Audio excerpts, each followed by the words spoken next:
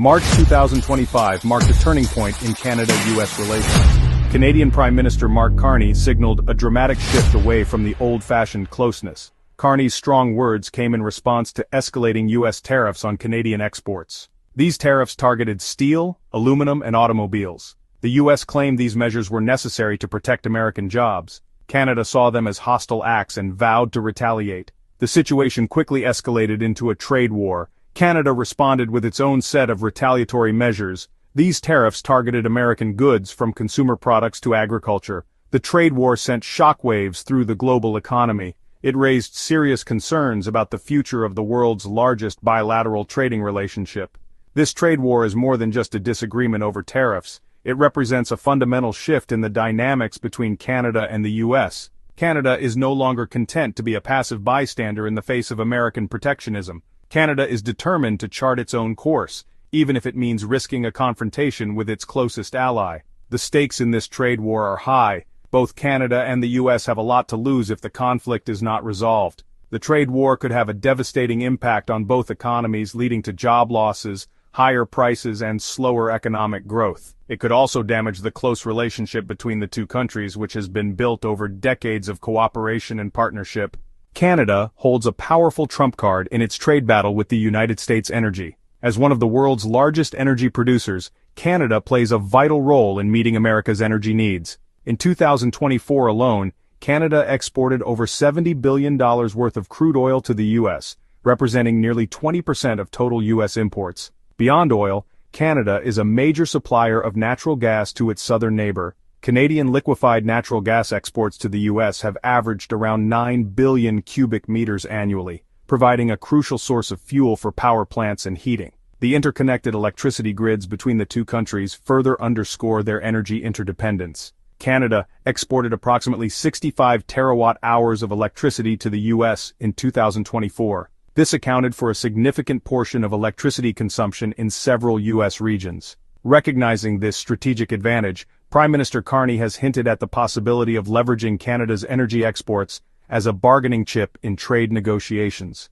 While outright export restrictions remain a last resort, the mere threat of disrupting this vital energy flow gives Canada significant leverage in the ongoing trade dispute. The automotive industry, a pillar of both the Canadian and U.S. economies, finds itself caught in the crossfire of the escalating trade war. In 2024, bilateral trade in automotive products and parts exceeded $30 billion. However, recent tariff adjustments and policy shifts threaten to disrupt this integrated industry. One of the most significant developments was Canada's decision in March 2025 to remove tax incentives for U.S. electric car companies operating within its borders. This move directly impacted industry giant Tesla, potentially increasing production costs and impacting its market share in Canada. Furthermore, Prime Minister Carney has suggested the possibility of imposing additional tariffs on U.S. automotive imports. Such a move could lead to higher prices for consumers on both sides of the border. Beyond tariffs, there are concerns that Canada might seek to reshape the automotive supply chain. By reducing its reliance on U.S.-made components and seeking out alternative suppliers, Canada could significantly impact the profitability and competitiveness of U.S. auto manufacturers. Such a move would have ripple effects throughout the integrated North American auto industry, impacting jobs and investment on both sides of the border. The trade war has also cast a long shadow over the agricultural sector, a vital part of both the Canadian and U.S. economies. Bilateral agricultural trade in 2024 reached approximately $45 billion, reflecting the deep interconnectedness of the two countries' farm sectors. However, the imposition of tariffs and the threat of further trade barriers have created uncertainty and anxiety among farmers and agricultural on both sides of the border. Canada's vast agricultural exports, particularly canola seeds, have become a focal point of the trade dispute. In 2024, Canada exported $6 billion to the U.S., making it a crucial supplier to the American agricultural industry. However, Prime Minister Carney has suggested the possibility of imposing new taxes on agricultural exports, a move that would impact the price of canola and other key agricultural products in the U.S. Such a move would likely lead to higher food prices for American consumers and could have a ripple effect throughout the U.S. food supply chain. The uncertainty surrounding agricultural trade has already led to volatility in commodity prices and has made it difficult for farmers to plan for the future. Section 5. Deep economic ties and mutual risks. The ongoing trade war between Canada and the U.S. highlights the deep economic interdependence that exists between these two North American neighbors. With bilateral trade exceeding $900 billion in 2024, the two countries are deeply integrated across numerous sectors, from energy and manufacturing to agriculture and technology. This interconnectedness means that any trade disruptions will have far-reaching consequences for both economies. The imposition of tariffs and the threat of further trade barriers have already created uncertainty and volatility in the markets. Businesses are hesitant to make new investments, and consumers are facing higher prices for a wide range of goods. The longer the trade war drags on, the greater the risk of long-term economic damage. Both countries have a lot to lose if the trade war continues to escalate. The U.S. risks alienating its closest ally and trading partner, while Canada risks jeopardizing its most important export market. Moreover, the trade war sets a dangerous precedent for other countries, potentially leading to a wider global trade conflict. Section 6. Public sentiment and political pressures. The ongoing trade dispute between Canada and the U.S. is not merely an economic matter, it is also deeply intertwined with public sentiment and political calculations on both sides of the border. In Canada, Prime Minister Carney's tough stance against U.S. trade actions has garnered considerable public support. Canadians have long been wary of being overshadowed by their southern neighbor, and many view the U.S. tariffs as unfair and aggressive. Carney's hardline approach resonates with this sentiment and plays well domestically, particularly as Canada heads towards a general election. However, this strong public support for a confrontational approach also limits Carney's room to maneuver in negotiations.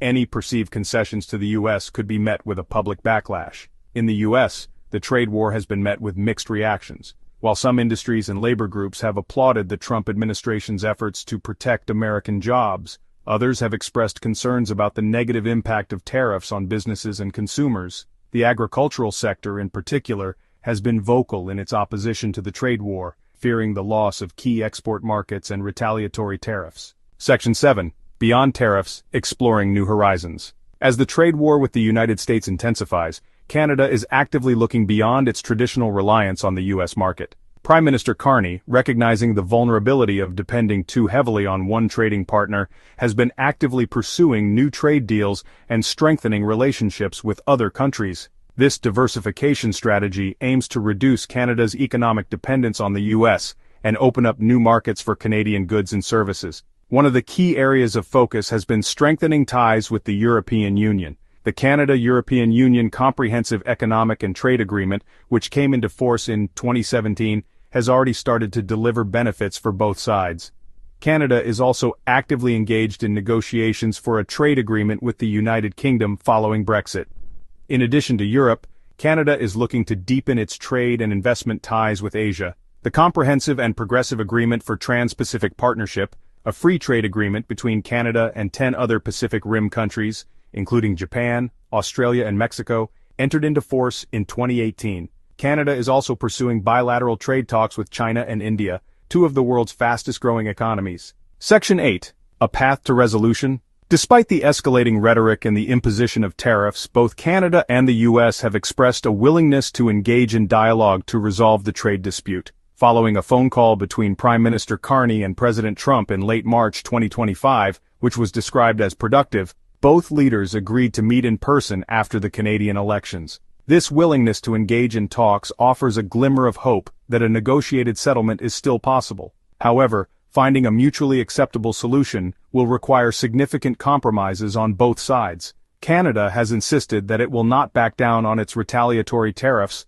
unless the U.S. removes its tariffs first. The U.S., on the other hand, has demanded concessions from Canada on issues such as dairy and lumber imports. Bridging these differences will not be easy. It will require both sides to demonstrate flexibility and a willingness to understand the other's perspective. A successful resolution will likely involve a combination of tariff reductions, adjustments to existing trade agreements, and possibly some form of compensation for industries that have been harmed by the trade war. Section 9. The future of North American trade. The trade war between Canada and the U.S. casts uncertainty over North American trade. The outcome will impact the global trading system. Resolving differences is crucial for multilateralism and rules-based trade. This crisis is an opportunity to re-evaluate and improve trade relations. The future depends on choices made by Canada and the U.S. Up when you add it all up, it's $1 trillion. Way over 100, Canada. And here's my problem with Canada. Canada was meant to be the 51st state because we subsidize Canada by $200 billion a year. We don't need their cars. We don't need their lumber. We have a lot of lumber. We don't need their lumber. We don't need their energy. We don't need anything. We certainly don't want their automobiles. They make a lot of... Canada is striking back with its own tariff measures in Trump's trade war that he has launched against the world. Repeated Trump's statement by saying that Canada would be economically better off as a 51st state. It's crazy. In English? His point is crazy. That's it.